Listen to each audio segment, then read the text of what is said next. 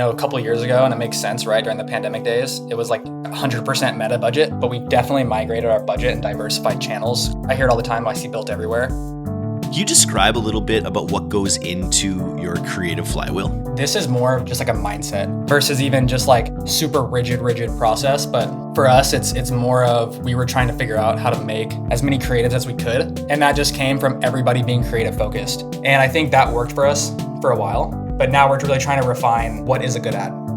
We believe in staying lean, growing slow, staying lean. We don't need to get bigger than we need to. We're not public. We're not taking on funding.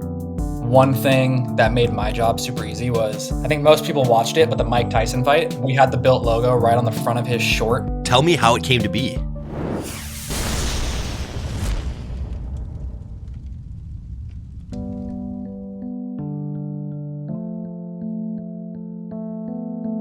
Ready to rapidly generate winning ad ideas in 2025? Motion, the creative analytics and research platform used by brands like Hexclad, Viore, True Classic, and Jones Road Beauty, just released their explosive new report on what really works with meta ad creative. This report is more fact than feeling, featuring never-before-seen insights from Motion's analysis of $100 million in ad spend, a survey of 500-plus ad experts, and deep-dive interviews with some of the most elite performance creative teams in D2C, including experts like Nick Sharma and Sarah Levinger. What's inside? The 7 biggest creative trends for 2025, including how humor is making a comeback in ad creative, the rise of earned nostalgia, and the ad trends that will help your brand stand out this year. This report is packed with real ad examples, new data, and novel techniques, from making AI-enhanced creative concepts to bleeding-edge creative ideas for advanced teams. Get your free copy now at motionapp.com/creative-trends and start rapidly creating ads that get attention and scale. Spencer, welcome back to the D2C podcast. I met you, it was about just under a year ago.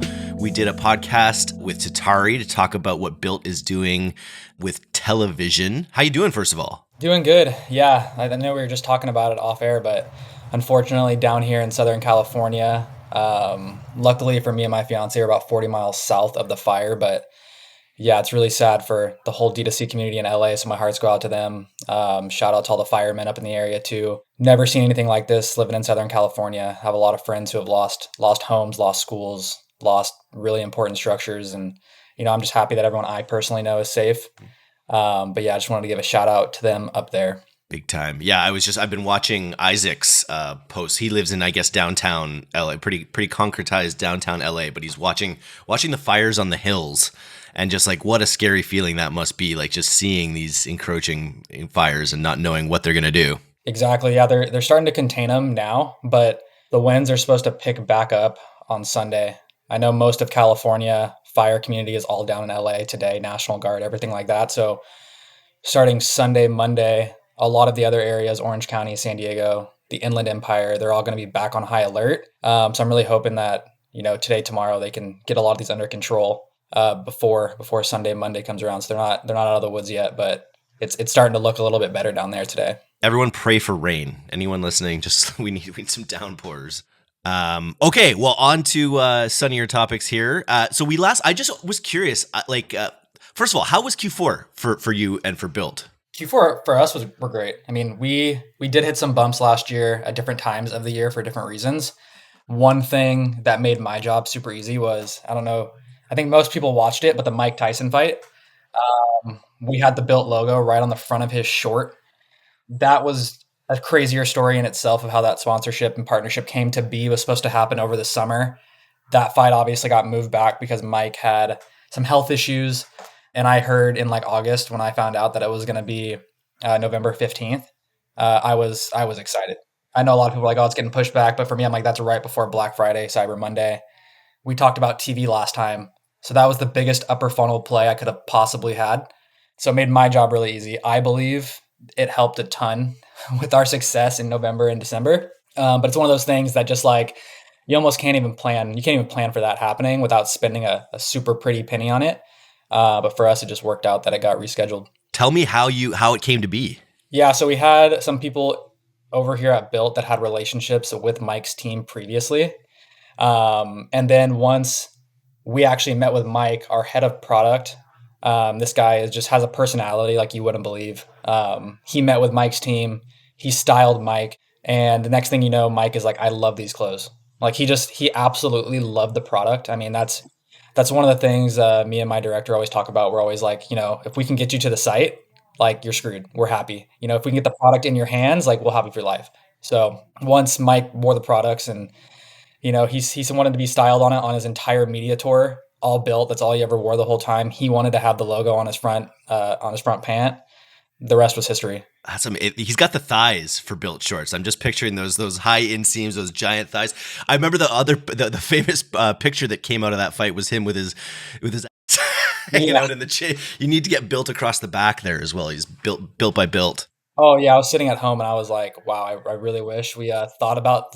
I wish I was smart enough to think about putting BILT on a jock strap and telling him to go do that. But yeah, I think that was all Mike. Like he just did that himself. We weren't ready for that. But that was his short was a BILT short. We designed the short. We made the short. That's BILT material. Yeah. We had like 10 different shorts for him to choose from.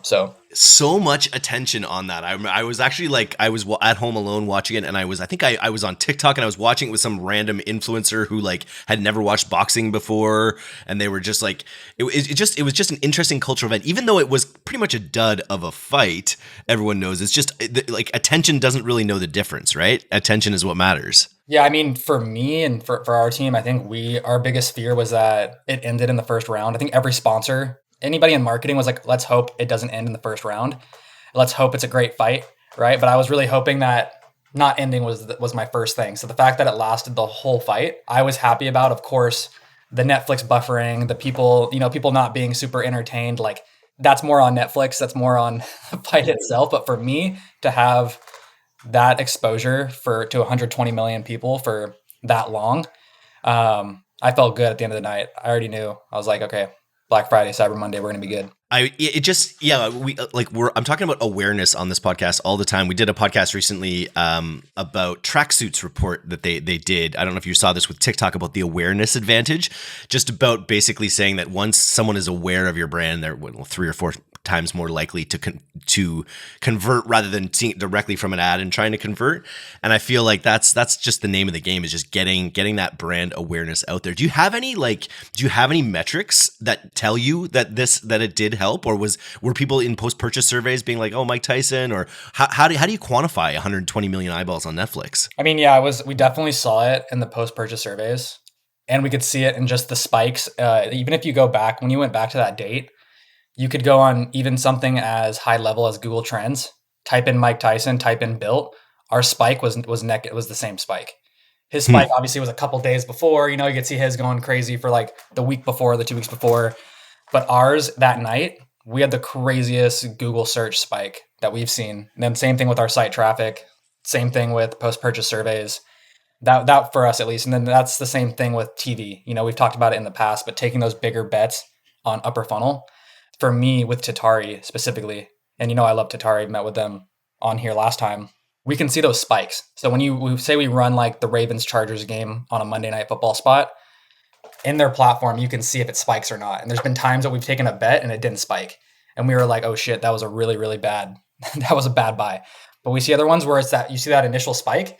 And not to say that that's the only source of truth, but for me, that's always a good place to start. And then next is the post-purchase surveys. Are you actually seeing TV attribution increase on your end? Are you seeing what channels they're watching? Like, did ESPN spike? Did Lifetime spike? What channel did you run where it spiked? And then your revenue and targets. Like, does that follow? Are you actually seeing that you're hitting targets the next few days when you start to push D2C down funnel channels, right? So when I start pushing on Meta, when I start pushing on Google, now that I'm actually putting those ads that are supposed to get you to convert, are they working better? And then the last piece, and this is the one that when I was doing billboards a lot at the last company I worked for, this was one that I would always talk with clients about a ton, was basically, did you see it? Did you hear about it? And for us, when I first started to get some buy-in, our founder was actually away on a trip, and he texted us and he was like, hey, I just got like 4 text messages about that Monday Night Football spot. Or, hey, I just got text messages about that college football playoff spot. So I think that's the last gut check, is like, are you seeing it? Or are your employees seeing it? Are your friends and family texting you about it? Are you hearing about it at the gym, wherever you go to? Like, oh yeah, I saw a BILT commercial. I think that's the last piece, which is why I love upper funnel so much. It kind of takes me away from the growth hacky, building funnels, getting people to click, conversion rates. It's just pure marketing. Like, do you have a good ad? Are you placing it in the right spot for the right dollar amount? Classic advertising. So you mentioned down funnel when you're actually retargeting or you're using digital ads after these upper funnel efforts. Are you tailoring your ads? Like, do you have Mike Tyson featured in ads? I don't know I guess that would be a whole other issue with rights and everything like that. But are you tailoring specific ads based on any of these larger bets that you're making up funnel? Yeah, absolutely. So, I've mentioned this one before too, but it's the Airbnb quote that I've heard where they were trying to find a way to get more people to come to Airbnb. They didn't know how to do it. And the CMO started thinking about, okay, we need to start picking sports events. We need to start picking big moments like Golden Globes or whatever else where you get multiple people in a room. So it's multiple friends, multiple families that are all in a room. And then on that commercial, in those big moments, we're going to show the pain point of you having to stay in a hotel by yourself with all of you guys separating for the night, or having to not have your dog and not be able to bring your dog into the hotel. And then we're going to show you what it's like to have you all in a big old house, cooking dinner, kids in the backyard, dogs running around, and then you all go to bed in the same place, all wake up in the same place. And it's kind of like those claymation style ads they have. I thought that was super, super smart because they're already thinking of the consumer behavior of what show is bringing people together. What is our biggest AOV that we get? It's usually when all people stay together and then book these big houses somewhere. So we try to do the same thing. If I'm doing sports, I want to use a tier one person like Gronk or Mike. If we have certain products that we know that cohort is going to like more, we're trying to use that product in the actual ad. And then we look at that performance still. So you can work with Tatari to see like what that performance looks like. I believe in it to an extent. I think it's a good directional marker. I don't think it should be your be all end all truth. Of course, lean into your revenue and your targets, your site traffic, your post-purchase surveys, that word of mouth.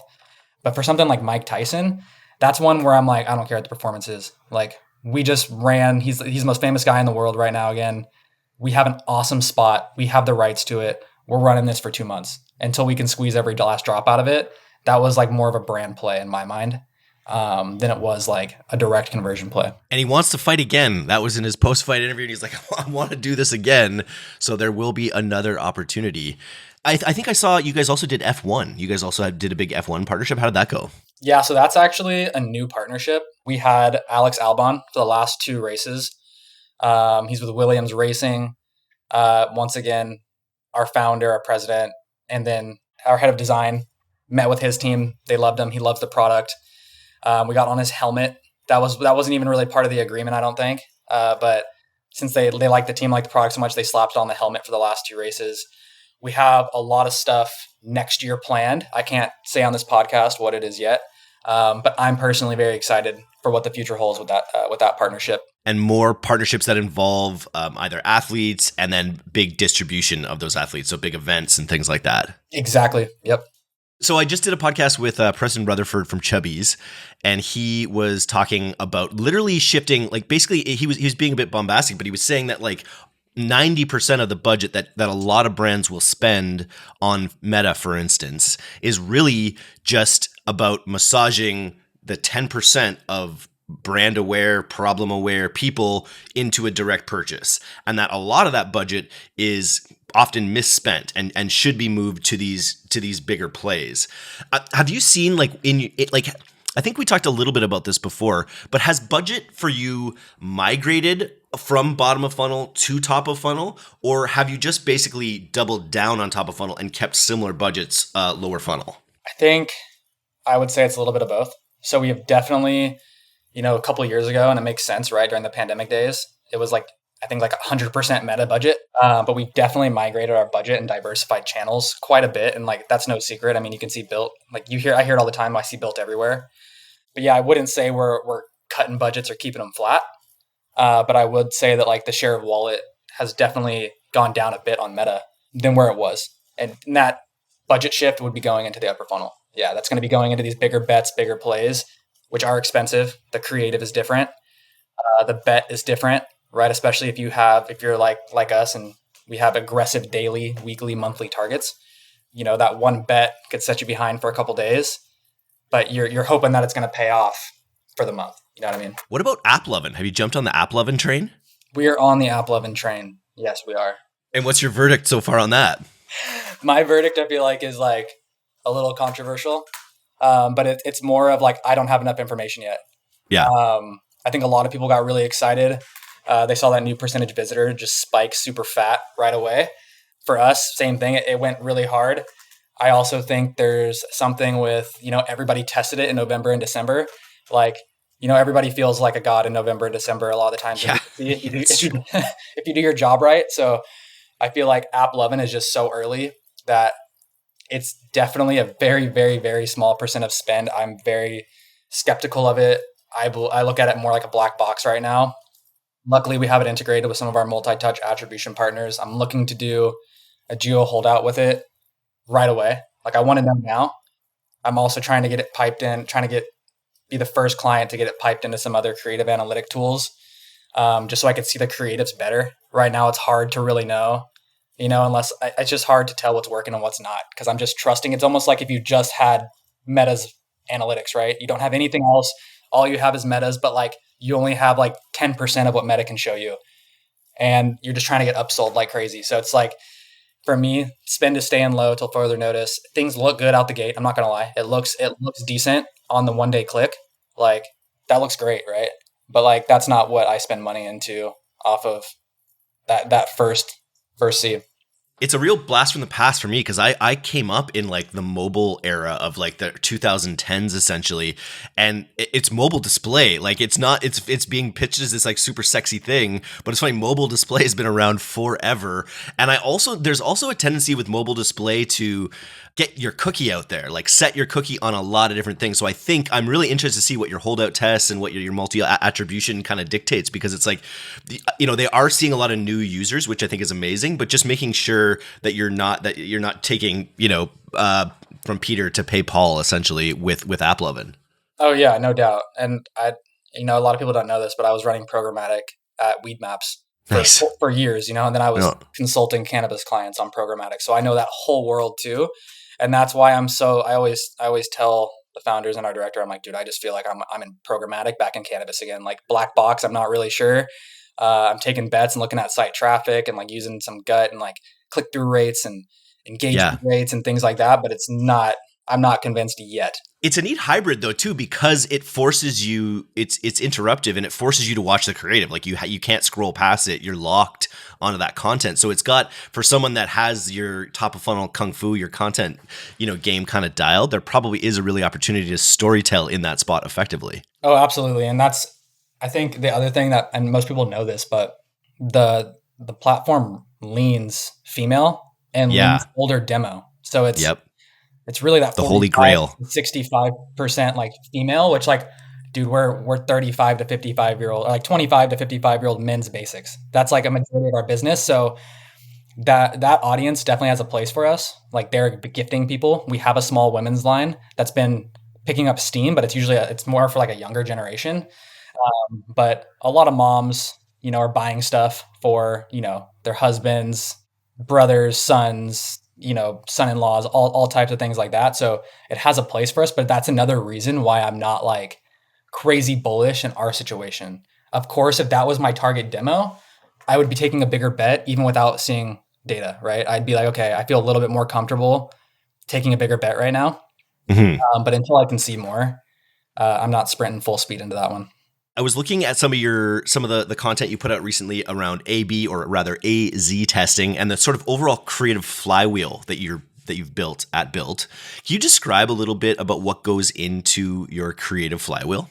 This is more of just like kind of an idea for like your brand, or it's even more of just like a mindset versus even just like super rigid process. But for us, it's more of, we were trying to figure out how to make as many creatives as we could.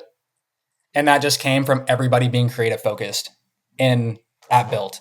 And I think that worked for us for a while, where it's kind of just like make as many ads as you can. That's the challenge. Make everybody's just an ad creator now, make ads like crazy. But now we're really trying to refine, what is a good ad? As you think of going up per funnel, as you think of trying to get new customers, as we talked about, like consumers are smarter now. They're not just like make these hacky ads, right? It's like the Airbnb style. How do we get people into a room? How do we get them to feel something? That flywheel is starting to kind of transcend into just making the highest quality ads still with the quantity that you need and diversity that you need in order to have that rolling reach increase, in order to find net new customers that we're all fighting for in the auctions. Are you actually running any non-purchase objectives? Are you running awareness campaigns on platforms like Meta, or do you stick with lower funnel objectives? Yeah, I would say it's a range, but we're not one of the people yet that's like, I've been reading a lot too about people that are just going like crazy into awareness objectives. Like, we need to go hit net new. The only way to do it is awareness. If we keep going down funnel, it's going to go after theoretically the easiest purchase, which could be a return person or somebody who's, it makes sense, but we haven't yet tested going crazy into awareness yet. But it's something that, once again, I like the first 6 months of this year in my mind is just like relentless experimentation. Like Black Friday, Cyber Monday planning starts today. Building that funnel starts today in January. So it's something that we're definitely going to be looking into. And so you've just come off Q4 and now we're into New Year, New You, which I imagine in the BILT world of athletics and performance is a thing. What are you doing to capitalize on like Q1, New Year, New You vibes? Yeah, I think it's definitely activewear. I mean, last year we were a lot heavier on like BOGOs and all this stuff with activewear, but our activewear has become so good now that like people know they want to come back, they want to get it. So we try to capitalize on activewear early in the year. It's also your last push for outerwear. It's like right now is our last little push for it. Once you hit February, it's already over. But yeah, it's definitely the idea is like education. We're going longer form video, want to have great branding, trying to figure out who our ambassadors are going to be for this year, who we're going to bring in for the summer and the fall, tier 1 through tier 3. I think that's really what it's got to be. Even, yeah, we're capitalizing on activewear and everything, but I think the biggest thing still is just like a relentless experimenting everything you could think of, your channels, your account structures, your ambassadors. If you have a high SKU count, what products is it going to be? If it's international, really anything that you can test right now, that's what I would be focusing on so that you're ready to go when the fall comes around. How do you mentioned ambassadors, influencers? We had Sorrel on a while ago and they were talking about their pyramid structure that they think about for influencers. How do you think about your tiers of influencers? I think tier 1 that's going to be, is that Mike Tyson or is that like above tier 1 even? That's like a big brand partnership? How do you think about your sort of like pyramid of influence? I mean, I think it comes down to the followers. Like at the end of the day, it's exposure and followers. If you're obviously the Mike Tysons, the Sean Johnsons, and the Gronks that we have, that is our tier 1. But then as you get down to tier 2, tier 3, sometimes those can kind of blend together, but it's still, you're trying to hit all the different, I guess, like verticals you can. So it's still like, we have activewear, we have adventure, we have travel, we have basics, we have modern professional, we have loungewear. So it's like trying to find all the different ambassadors you can within there with different range of followers. And if they're just about the brand, right? And then are they good to work with? Do they care about it? Because a lot of the stuff that we do, like, yes, of course, we send them a script. We send them products that they like, that we think is going to fit their vertical, but we also let them pitch it the way they want. And I see that work a lot better for us when we allow them to do that. Back into Q4 quickly here. What was the offer? What was your Q4 offer that you sort of set that drove the lion's share of the Q4 results? Were you doing discounting? Were you doing gift with purchase, BOGO? What was your strategy there? Yeah, so definitely we had our 30% off. That's just what we have running, and always repositioning that, early holiday sale, Black Friday, Cyber Monday sale, end of year sale, New Year's sale, kind of just, you keep repositioning that offering with the different, creatives, branding, things of that nature. And then, yeah, our gift with purchase, that is really there to help with AOV. I know a lot of people do that one, but that's one we're rethinking as well. But yeah, gift with purchase, I would say bundles, things that you can offer extra discounts on it, just to increase that AOV during that time of year. I saw you make some posts about trying to grow the marketing team at BILT. Can you talk about how your team is kind of built out? Yeah, right now we have our growth. It's like pretty standard. You got the growth, e-com, retention, branding, creative, all in a row. At this point, like I said last year, our goal was really to see how we can produce the most creatives we could. So the creative team, brand team are going to get a bulk of kind of what we're trying to fit in and see. But we believe in staying lean. That's, growing slow, staying lean. We don't need to get bigger than we need to. We're not public. We're not taking on funding. But yeah, we're not really trying to ever hire outside of our means. We like to be able to move quick, be nimble. We also have agencies we work with that help us to even think outside the box too, to bring more diversity to the creatives that we already have. And then what do you look for when you're trying to hire marketers specifically for your team? I mean, me personally, I'm just looking for someone that's super gritty and super hungry. I always say, like, me and my boss always say, like, we're not the smartest guys in the world, but like, we work really hard and we care a lot. And I think that's something that you can't really teach. You could teach all the other stuff with D2C, with marketing. If someone's really hungry and wants to be the best marketer, if they want to move up in their career, they see the opportunity, and kind of like, for me personally, coming to BILT, I was like, oh, that's like an Ivy League stamp on my resume. Like, I want to work with those guys. Like, that's a cool brand. Like, I want that one. I might not be the most qualified guy in the world coming from cannabis, but they had seen that and we're just like, oh, cool. Like, this guy's gonna get it. Like, we work a lot, we like it, we love Yeah. it. That's what I would look for personally. And a bias towards action, I feel like we're in a space where, I was talking to a young person the other day and they're talking about, I want to go to school for marketing. And I'm like, there's probably something to be gleaned there, but you could probably learn it all on ChatGPT in an afternoon. And then you could actually start running ads, right? Like that. We live in an era where the barriers to entry are pretty low for what you can do on these platforms. So it's like, get your hands dirty, show a bias towards action. Oh yeah. I mean, I went to college for marketing and I didn't learn anything that, I've learned some like intangible things, how to build a deck, how to, different things like that. But I would say, yeah, my first year out of college, I moved to Venice Beach and got paid like $40K to work 70 hours a week at an agency called Banff Media. And Yep. There's where I learned how to buy ads. That was crazy, but it was fun. Is that agency based on the sound that Nightcrawler makes when he teleports? That's what. That's a really nerdy comment. I don't know if you've got that, but No, it seems like. unfortunately I did get it, but it's it's that one. They stood for badass marketers and founders. There was a ton of Okay, people at that so time it's even worse. there.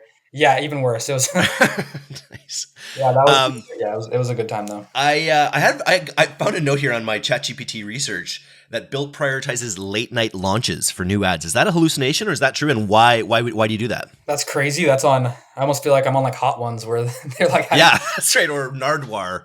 like, how do you do that? I mean, it is a strategy we do have. It's not like, I don't know. It's nothing like insane, but yeah, I do have the late night special that I do run some ads during. But it's an opportunity for me to switch up the messaging. That's it. So it's just for me to give a little bit more of a concentrated message to people that may be on their phones from 8 to 12. And I can make the ad look a little different. Like, just for example, the ones that I had during Black Friday, Cyber Monday, they looked like neon lights. That they would have like neon lights, and it would be like, hey, like you up, like a type of you up text thing, and it's like, here's our offering, late night offer, whatever it could be, just to tailor that message. I remember watching late night TV and seeing it was on like Adult Swim or something, and it was like dead air, and then all of a sudden Too Many Cooks came on. I don't know if you know Too Many Cooks, but it felt like late night, like when you can. I think that's an interesting idea because you got people late night. They're in a weird like liminal state, so you can hit them with some interesting stuff.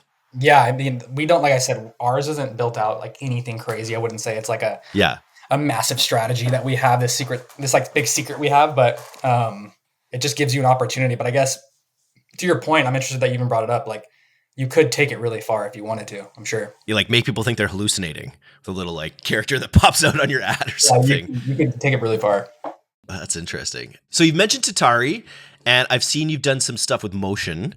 Are there any like tools or SaaS products that you're loving these days that are really helping your workflow? Yeah, I would say the tie for my two favorites is going to be Motion and NoCommerce. Nice. What are you using NoCommerce for? That's post-purchase survey. So that is something that's just like, I feel like helped us out a ton. I know it was all the rage last year. A lot of people talk about post-purchase survey. It's kind of come back with a vengeance. But for us, it really is like, for attribution, it helps me out so much to be able to get to the last and final source of truth, to see kind of like my percentage of spend. And then we break it out for new and return customers. So I have two separate surveys running at all times, one for new, one for return. And then I give the whole company an opportunity to ask questions. I mean, it's the closest you're going to get to that customer is whether you have retail associates, you have your CX team, or you have post-purchase survey. And post-purchase, you're going to get the most answers out of for sure. So once a month, the coordinator on my team, she sends out a full report on what we've seen, and then we revamp the questions. and we keep attribution stays the same. And then the next set of questions, we're asking them anything from product to brand, e-com, retail, really anything that we want to learn. We're asking them, and it's getting blasted to the whole company. And it's a really big priority for everybody to be involved on that, just to try to be a little bit more customer obsessed. And it allows you to be more creative and to be more aggressive top of funnel, I guess, right? It's sort of a must with your top of funnel strategy to have that back end attribution piece. Oh yeah, and they're great partners. Like we love them over there. So yeah, similar to Motion, two SaaS platforms that I think are super undervalued and overlooked. But yeah, they help me a ton. Describe how you use Motion. Yeah, Motion makes it easy for me to be able to track all my different ratios of like UGC versus how much am I spending on UGC versus lifestyle versus studio. What's the performance between those at any given time? Video versus static versus carousel. What's the performance and how much am I spending? The different ambassadors. And then I'm able to deep dive into every single campaign and ad set with Northbeam and Meta's metrics side by side with the creative.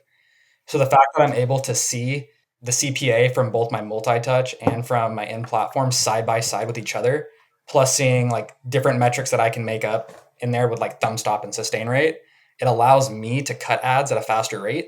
Like it's more for like the low performers. It allows me to cut those at a faster rate so that I can traffic more new ads at a faster rate. Like I said, we wanted to make more ads. So without Motion, I don't think I would be able to confidently be cutting ads that fast. Very cool. You mentioned the post-purchase survey and the amount, how you're disseminating information to your company. Are you using ChatGPT at all to collate that information? And if not, what are you using ChatGPT for these days? So no, I'm not using ChatGPT for that. I'm using it mostly, I feel like, for just quick ideas. If it has to be like copy or scripts, or like mostly I'd say copy or scripts for the ads, hooks, things like that. I would say, and it's not like I'm taking them word for word, but it's just giving me quick, rough ideas on what I could use. I think in a world that I would love to know how to use it is that I could train it on how to optimize the budgets within all my intra-channel budgets. I think that's one where I could teach it how to read it and just be like, hey, here's how you best spend, $20K today. Like across these ad sets, these channels, these are the ads you should cut. Like I think in that world where that gets invented, or if I am able to just give it a bunch of ad content and it is able to build the ad in Meta for me, just boom, it's done. Yeah. Yeah, I think that's a scary world, but it's a very efficient world. Are you going to any events this year? We're planning some events this year and we're trying to figure out which ones to go to. You going to any? So the ones that I love to go to is I love to go to Grow LA. So good. They're really cool over there. They have a cool house in Beverly Hills now down there. They always have a cool venue, really cool sponsors. Awesome marketers always show up, great conversations. And then the other one that I love is League of Originals. That one's been around for about 2 years now. I think they've done Toronto. I think they've done Austin. That one is like the most hip one I go to. It's like all the really trendy brands. The setup is amazing. Carolina is running it. She's really talented, really big in the LA D2C space. So that event is always really fun and cool as well. And then I got invited to DT Ski. Oh, nice. In Aspen. So good. It kills me that I didn't do that. That someone else did that first. That's so good. Yeah, I know. It's awesome. So I got invited to that one with the NoCommerce team. So I'm excited to see what that one's about. But yeah, League of Originals and Grow. I recommend anybody that wants to get tapped into the LA D2C space to go to those guys. Where are you skiing? Do you know? I don't know where. I don't know Aspen like that. I grew up going to Mammoth. So like that's my hometown mountain. But I'm excited. Super cool. At the end of January, I'm going with the Ecom North guys that put on a conference in Toronto to a founders retreat at Whistler, which will be my first time skiing Whistler, which I'm super, super jacked for. Nice. You ski or do you snowboard? Yeah, I ski. Okay, nice. Yeah. You're a boarder? Yeah, my first marketing gig, I was the marketing lead for Burton Flagship San Francisco. Badass. Which was like What a brand. Dream job in college. It just fell in my lap. So pretty effing sweet. Okay, so then I know there's some partnerships, some big things that you can't talk about for BILT, but what in 2025 are you most sort of like looking forward to in terms of testing out? I think I'm looking forward to testing out a lot of different incrementality things. I really want to get to the bottom of PMAX and shopping in Google. I want to get to the bottom of AppLovin. I want to get to the bottom of YouTube. There's a lot of things that just from my side, I just am excited to test and see what's the source of truth and just get us ready for the end of this year. But as far as all the partnership, exciting brand things, I can't share any of that stuff. That's the fun stuff. It's going to help make my job even easier. But I'm excited for everyone to see what's cooking for us. A lot of nerds love getting to the bottom of things, I gotta say. And I know all of these platforms they're designed to take, like PMAX, for instance. We did a podcast with the Pilot House team just about how if you're not really careful, it'll overbid on your brand probably to get great results. It'll overbid on branded keywords, for instance, to get the great results. And so being able to use holdout testing, being able to use, really isolate various elements to see what is actually making that clock tick. Yeah, no, exactly. Nice, man. Well, this has been sweet. Thanks for coming on. You got to follow Spencer on LinkedIn. If you do any more webinars or whatnot, those look like they did really well for those awesome partners. And man, great to reconnect again. Yeah, likewise, dude. Thanks for having me on. It's always a fun conversation.